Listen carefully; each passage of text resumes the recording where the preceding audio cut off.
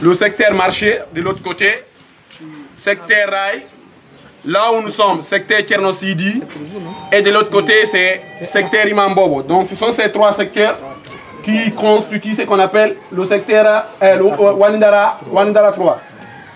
Donc, moi, je vais essayer quand même de m'apaisanter, disons, d'accentuer mes interventions, disons, les mots auxquels les jeunes de Wanindara 3 sont confrontés.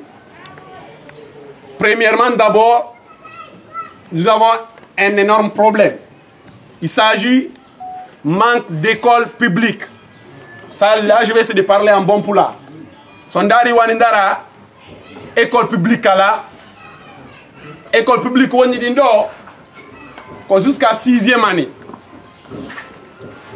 Est-ce que ce n'est pas au moins le fait d'avoir le secondaire et le lycée qui pousse les jeunes à la déperdition scolaire? Si bien que tu es parce que si bien là, 6e année, comme continue. Sondari, école publique, qui va dire non, école Ibrahima Kourouma, T6, Veranta, qui se trouve dans la commune de Matoto. En école, on se trouve environ à 4 km, voire même 5 km. Donc, un enfant qui vient d'avoir au moins son BE, son examen d'entrée en 7e année, vous le laissez d'aller à 5 km. Connaissant au moins, disons, les réalités du quartier, est-ce que cela ne pousse pas à cet enfant d'abandonner l'école, d'aller se retrouver dans un ghetto?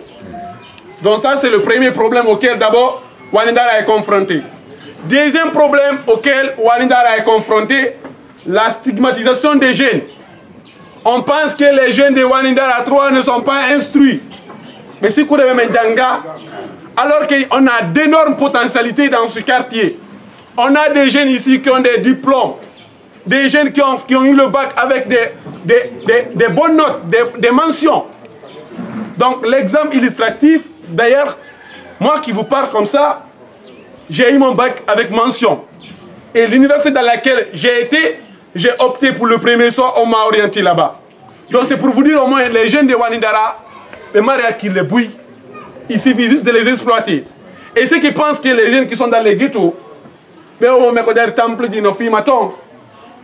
Parce que, mais désespérés quoi. Mais désespérés, mais par exemple, il y a beaucoup de bruit de la part du gouvernement, mais associé à ça.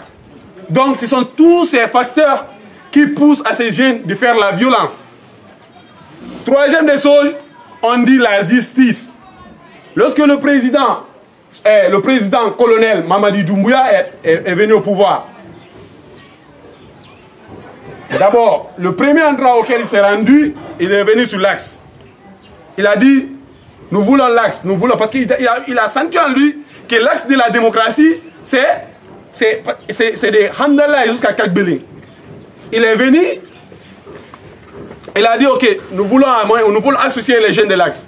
Depuis sa nomination, où vous avez entendu un jeune de l'axe a été associé dans les instances de prise de décision? Non. Nulle part. Sur les 28 départements ministériels que nous connaissons, aucun jeune de l'axe, aucun jeune leader de l'axe n'a été associé. Qui soit dans le rang de l'armée encore. Les jeunes qui ont du talent, des jeunes qui ont du savoir-faire, du savoir-être, ils veulent intégrer dans l'armée. Oui. Il faut les associer là-bas aussi. Troisième problème aussi, non, quatrième problème auquel nous sommes confrontés. Là, je vais essayer de parler de manière générale.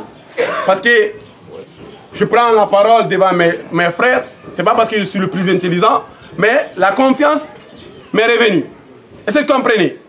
Donc, nous, l'appel que nous avons lancé à l'endroit de nos autorités, c'est de privilégier le dialogue. Le dialogue, c'est l'oxygène de la démocratie.